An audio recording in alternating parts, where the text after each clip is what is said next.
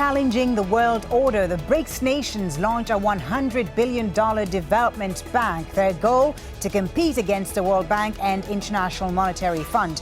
But do they have enough in common to sustain what they've started? And will the bank give them a bigger political say on the world stage? This is Inside Story.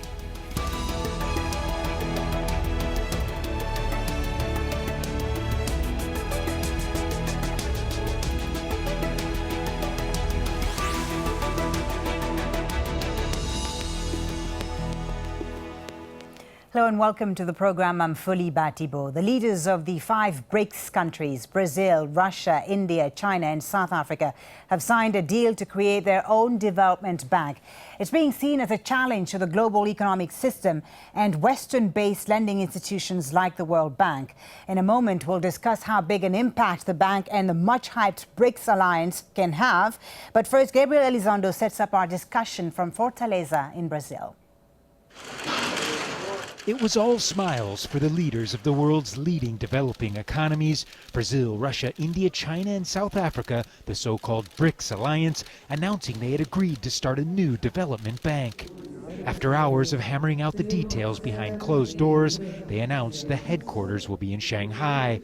The first president will be from India, the board of directors led by Brazil, and with a regional African lending wing based in South Africa. And the new bank will have plenty of cash at its disposal. This is a historic decision to create a development bank of large scale, because the total authorized capital may go to 100 billion. The first stage, $50 billion. We are talking about a large scale institution that will be able to operate, let's say, $500 billion in new credit. Brazilian President Dilma Rousseff said that the creation of this bank, in her words, is a sign of the times. Certainly the BRICS countries overcame great challenges over the years to finally reach this point, to be able to announce it, but now the hard part, actually implementing it. One official here told me it might take as long as 2 years before this new development bank actually starts lending. But are the BRICS countries, economically as powerful as they are, ready for such a massive multilateral undertaking? Not everyone's convinced. They are not ready. They are risking a lot. They are risking the progress they had in the last 10 years for a project that will not render the benefits they think they will have. The BRICS leaders disagree and see the new bank as leverage against what they call the Washington-centric model of international lending. It will put some pressure on IMF and World Bank to really reform quicker, because unless they reform and take BRICS nations into account more, I think this institution will be, more dominant in the BRICS countries. Economic and political dominance, something these nations want more of, now opening their wallets to do it. Gabriel Elizondo, Al Jazeera, Fortaleza, Brazil. So as we've just heard, the aim is to have a startup capital of $100 billion. Each BRICS member is expected to put in an equal share to reach that goal. And the bank will also have an emergency reserve of $100 billion to help developing nations in a time of crisis. As a way of sharing power between the members, the headquarters will be based in Shanghai, China, while the bank's first president will come from India. Well, let's bring in our guests for today's discussion. From Johannesburg, Simon Freemantle. He's a senior analyst in the Africa Political Economy Unit with Standard Bank.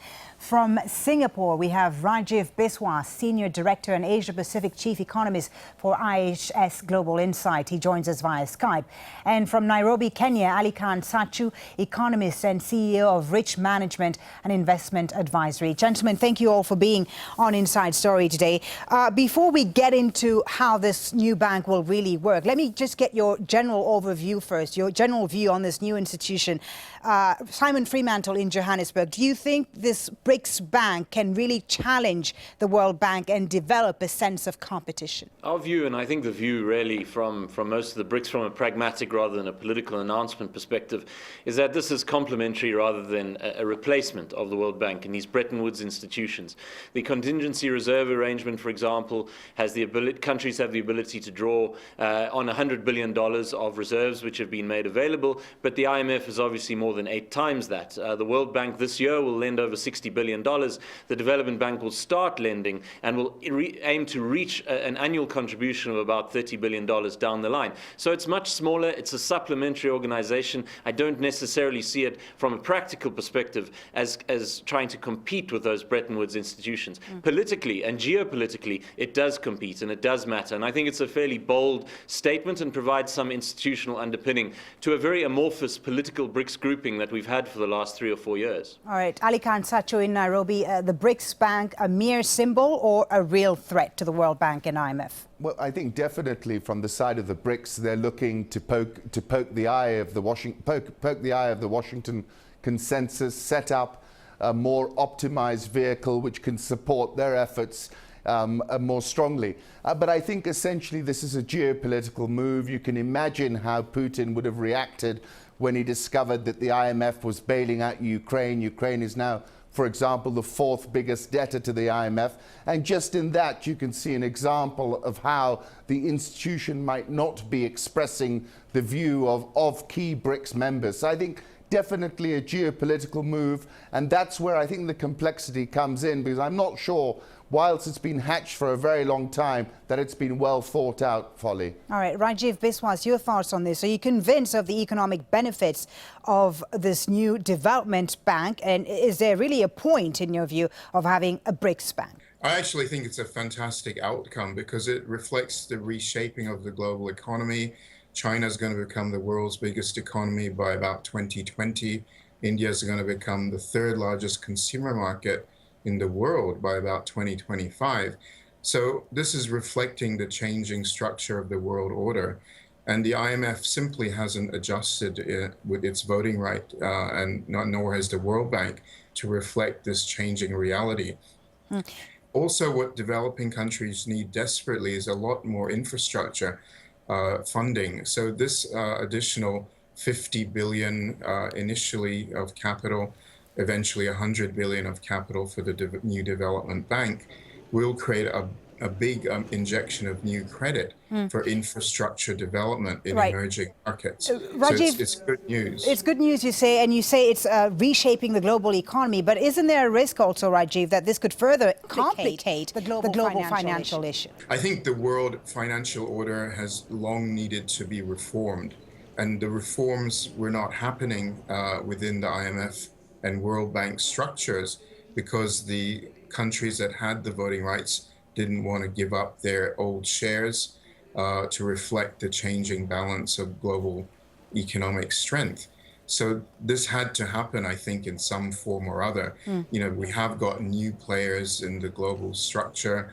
China's soon going to be the world's biggest economy. So we have to have a new financial order that reflects that greater clout of the developing countries. So I think this is very much happening with this new development bank. And it's important to remember that this bank will be open for other emerging markets to also subscribe and add their financial strength to it as well.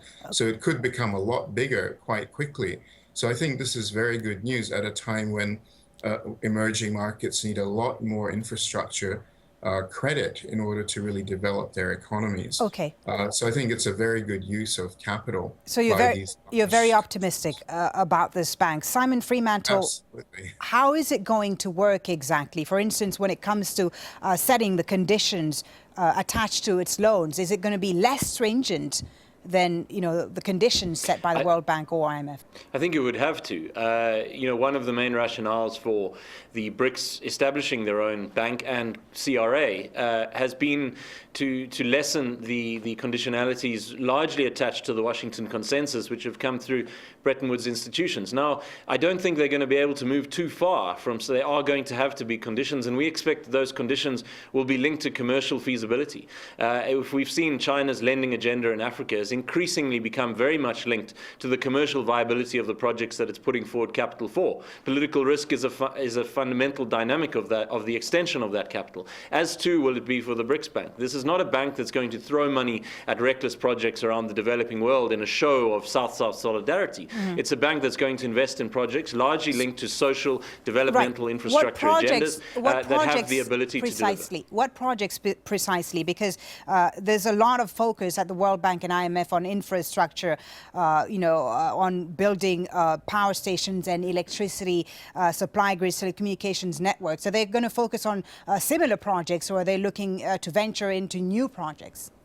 I imagine the focus project-wise will not be dissimilar from the World Bank. Bear in mind, the World Bank used to be much more focused in Africa on sort of soft infrastructure projects. It's moved much more recently back to hard infrastructure, financing power upgrades, energy projects in South Africa, for example. The BRICS Bank is going to be focused similarly. It'll look at social projects, but it will similarly look, particularly in the African context, at hard infrastructure, at building railways, at building ports, at upgrading energy infrastructure as well. And that obviously is a critical need, and a need that the World Bank is simply unable to fill. Africa's infrastructure deficit is to the tune of around $80 billion per year, could be absorbed in the continent alone. The World Bank doesn't extend that amount internationally. So clearly there's a need for additional funding mechanisms. And I think that in that regard, we have to see this as a net positive. Project-wise, it's going to be similar projects. The conditionalities could be a fairly significant hurdle down the line, because they have to be. You can't extend financing without that demand for reciprocity, that demand for some type of guarantees that money can be repaid. Okay. And I think that's where you might start to see the logistics of this bank hits a few hurdles. Aly-Khan Satchu in Nairobi, looking at Africa specifically, the World Bank does a lot of governance work and democratization work in Africa. They're also very focused on anti-corruption in Africa. Do you see this new bank focusing too much on that? Or on the contrary, will they leave the democratization part, anti-corruption part out and do more projects? So in answering that question, and I think I'm answering Simon as well, who seems to have a very optimistic view about how this bank is going to operate. But if you look at Chinese investment in Africa, which has been a very good thing, I do admit, but just let's go and, if we go and unpick it, we see a whole lot of stadiums being built, a whole lot of very, very big, glamorous, very visible buildings, for which really you've got to say there's very little real economic purpose behind them. So when I look at the engagement that we've had from, for example, China, and by the nature of their contribution, they're the biggest elephant in this BRICS bank, I'm not so convinced that we can expect the quality and the type of decision-making that we get out of the World Bank and the IMF. Of course, there's a history behind their decision-making. Africa has not forgotten what happened in the 80s. But I think ultimately one's got to think that on balance, they are more objective than maybe this bank might prove to be, because I think they might have a different agenda to purely a commercial one, and that's what I feel. That's what I think the geopolitical overtones are going to be. They are going to create that sort of dynamic, which might not be entirely commercial, and I'm not sure that that's the right approach to be taking. Simon, would you like to respond to that? The issue of geopolitics here and China's perceived dominance of this new bank, because when you look at the reserve fund, China contributes much more than the other countries. They contribute 41 billion, followed by Brazil, India and Russia. So is it likely that this bank will be dominated by China, which is likely not going to go down well with many African leaders? So just to deal with the first point, so the contingency reserve is you're dedicating a portion of your foreign reserves. China has $3.7 trillion of foreign reserves. So to dedicate 41 billion is obviously fairly marginal for them. South Africa's dedicated 5 billion. It'll be able to draw up to 10 billion. China can draw half its allotments and so on. But in reality, this fund is hardly ever going to be drawn on. Similarly, the Chiang Mai initiative in Southeast Asia is very seldom drawn on. It's more a show of strength. It's a show of support and security, which will benefit South Africa probably more than the others. On Aly-Khan's point about China's infrastructure projects, I think there have been a few flagship white elephant type projects, but these are dwarfed in comparison to the size and scale of Chinese investment in rail, in port infrastructure, in road projects and so on. There have been problems, there's certainly been flaws, but what I've seen on the ground is that there's increasing improvement and logistical and commerciality behind some of these investments. So I think looking at a couple of flagship investments and saying that there isn't the commercial rationale for Chinese investments in Africa is a very simplistic view. Based on the idea that China will contribute more and therefore have a greater say over the bank, that is a concern. Now it's going to be headquartered in Shanghai. South Africa pushed hard for the headquarters to be here in Johannesburg. The way to appease this potential dominance is that the ownership or the leadership of the bank will rotate, and the first 5 years will be led by India, then Brazil, then Russia, and then South Africa. So it'll be 2 decades before China leads the bank. But certainly it's going to contribute more. It has is a far larger player in the global fundamental dynamics than any of the other BRICS, and this is going to be a challenge because one of the reasons you've set up the BRICS Bank is to offset this dynamic in Bretton Woods institutions, where the larger contribution you have, the greater say you have, and the more voting share you have. Now that will emerge in time with the BRICS Bank, and it's going to be a difficult issue to manage. I think that Aly-Khan doesn't agree with you on that point, Aly-Khan Satchu. Folly, if I can just come back on that point about Chinese investment and just taking one example and saying that Chinese investment has not been good in Africa, that's nonsense. I think Chinese investment has been a game changer. It's been a key catalyst. Essentially, it still remains upstreaming raw commodities, putting in roads and extractive infrastructure in order to extract those raw commodities in order to upstream them to China. Let's not be naive about it. Furthermore, the Chinese engagement in Africa has been at a very singular level, at the very apex of our governments. It's dealing direct, it's the grand gesture, a big stadium, come in, finance, take out the commodities. So let's look at it for what it is. It is particular. It lacks transparency. Decision making is made essentially in favor of Chinese parastatals. It's not made in favor of African knowledge transfer and that kind of thing. So, when I look at the situation, and I'm not looking at it through rose-tinted spectacles. I'm not confident that these 5 countries, and there's lots of lack of alignment among them, have the governance structure to make this work as optimally as the old Bretton Woods institutions have been working. Well, let's just pause and take a closer look at the BRICS countries. They actually started out as just BRIC, an acronym apparently first used by a Goldman Sachs analyst who forecast Brazil, Russia, India and China would be the world's wealthiest economies by 2050. Along with South Africa, the 5 countries represent around 20% of the global economy based on gross domestic product, but that's expected to grow rapidly. They also account for more than 40% of the world's population. The group portrays itself as a promoter of stability in the global economic system and in developing nations. But critics say divisions and economic disparities between the 5 nations undermine the bloc's unity. Let's hear from Rajiv on this. Rajiv, to what extent do the BRICS share a vision with respect to economic development other than not being the West? Well, I think, all of these countries have had various economic development experience. They've come up the hard way, if you like, in the last 30 or 40 years. So I think that knowledge of economic development will play quite a strong role in the shape of this new bank. And I think it'll be one of the strengths of this new bank. Right, but do you think they have enough in common to sustain a shared institution? I think we also need to remember that the decision by the BRIC countries about this new development bank is that their capital share can go down to up to 55%. They're still going to be the majority shareholders, but they're opening it up to other developing countries. So we shouldn't perceive it as being a China-led bank or even necessarily only a BRICS bank, but it will become wider in its subscription, because I think other developing countries will also join it. So I think we will be looking at a much more international bank, and I think that will help the governance as well, because you won't have only Chinese deciding about a project. You'll have at least 5 countries, capable people involved, plus probably skilled people from many other developing countries as well. And we shouldn't downplay the capabilities and technical excellence of many of the administrators in the financial sector in the BRICS countries. If you look at the Indian Central Bank, it's a very well-respected banking regulator. And I think if you look at the PBOC in China, it's also come a long way over the last 10 or 15 years. So I think there are a lot of skills, and we shouldn't just underplay that and assume that the IMF always has the greatest knowledge. Right.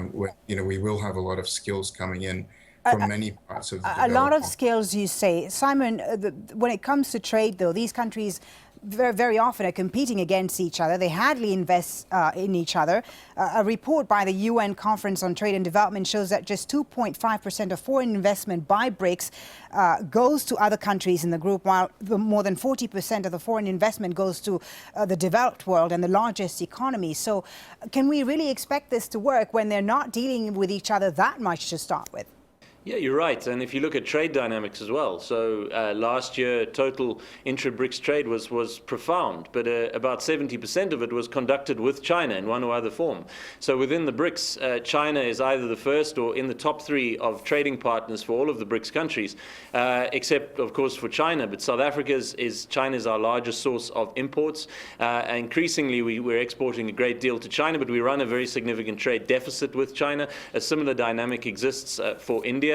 Brazil runs a fairly substantial deficit with China as well. So these are concerns around the ability of China to benefit from more intimate grouping with these markets when it already benefits arguably more from the trade dynamics that exist there. When you look at down the line commercial incentives, I really think that a lot of these projects, to Rajiv's point, we have to look beyond the 5 member nations. It is going to be the type of platform which will ideally and probably relatively soon be extended to include countries like Turkey, like Mexico, like Nigeria, which is now substantially larger than South Africa, given its recent GDP rebasing. It's the biggest economy in Africa. It has a very strong say in terms of being a future contributor and partner in this overall development bank type of initiative. So I do think we have to view it from that overall South-South dimension. And the statistics you mentioned earlier about how much more BRICS and the developing world are contributing to global output, to global trade, these are real stats. And I think looking beyond just partnerships between the 5 BRICS really gives you an idea of how this bank might become more feasible down the line. We also have to remember that they're only going to start lending in 18 months, in 2016, and they'll start lending slowly. And I think if you look at, for example, yes, sorry. Briefly, I was just going to ask you about the politics. Do you see this getting them a bigger say on the politics, on the world stage? It'll be very difficult because you are right in the fact that there are very big political differences between these countries. China and India have their own domestic bilateral issues to contend with. Russia, of course, is at odds with much of the world in terms of its geopolitical play. South Africa, Brazil, and India tend to be far more aligned politically than the others in the BRICS grouping. So in order for the BRICS to have a bigger political clout, they have to come up with a common agenda and one single political message. And that's going to be difficult for them to come up with. The reason where it is potentially potent is in the reforming of these Bretton Woods institutions. To say the developing world is serious about reforming these, this is a concrete manifestation of that seriousness, and that might elevate its voice at the IMF and World Bank as well. All right, Aly-Khan Satchu in Nairobi, I'll give you the last word. Very different political systems, as Simon just said. Do you think it's realistic for these countries to steer away from the West, and do you think they can succeed in having a bigger political say on the world stage?